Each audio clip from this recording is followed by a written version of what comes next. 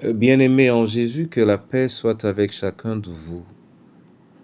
Pour notre méditation de ce jour, nous lirons dans Éphésiens 3, versets 14 à 19.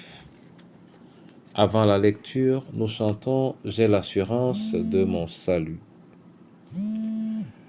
J'ai l'assurance de mon salut par la présence du Seigneur Jésus, car par son sang il m'a racheté et l'Esprit Saint m'a régénéré. C'est mon histoire, c'est là mon chant. Louez mon Sauveur le jour durant. C'est mon histoire, c'est là mon chant. Louez mon Sauveur à chaque instant. Je veux obéir à mon Seigneur, dans mon cœur sentir la paix de son cœur, veiller et prier, l'attendre un jour, me laisser lier par son amour. C'est mon histoire, c'est là mon chant. Louez mon Sauveur le jour durant. C'est mon histoire, c'est là mon chant. Louez mon Sauveur à chaque instant. Ranime-nous par ta parole en Jésus-Christ. Amen. Éphésiens 3, 14 à 19, là il est écrit « Voilà pourquoi je plie les genoux devant le Père de notre Seigneur Jésus-Christ, de qui toute famille dans le ciel et sur la terre tient son nom. Je prie qu'il vous donne, conformément à la richesse de sa gloire, d'être puissamment fortifié par son esprit dans votre être intérieur, de sorte que le Christ habite dans votre cœur par la foi. Je prie que vous soyez enracinés et fondés dans l'amour pour être capables de comprendre avec tous les saints quelle est la largeur, la longueur, la profondeur et la hauteur de l'amour de Christ et de connaître cet amour qui surpasse toute connaissance afin que vous soyez remplis de toute la plénitude de Dieu. Amen. Bien-aimés frères et sœurs en Jésus,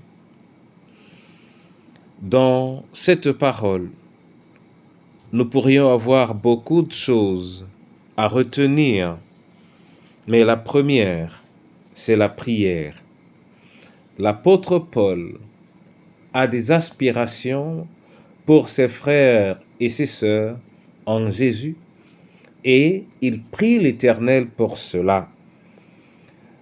Ceci, pour nous, veut dire que si nous voulons voir quelque chose dans la vie d'un frère ou d'une sœur, nous devons prier pour cela.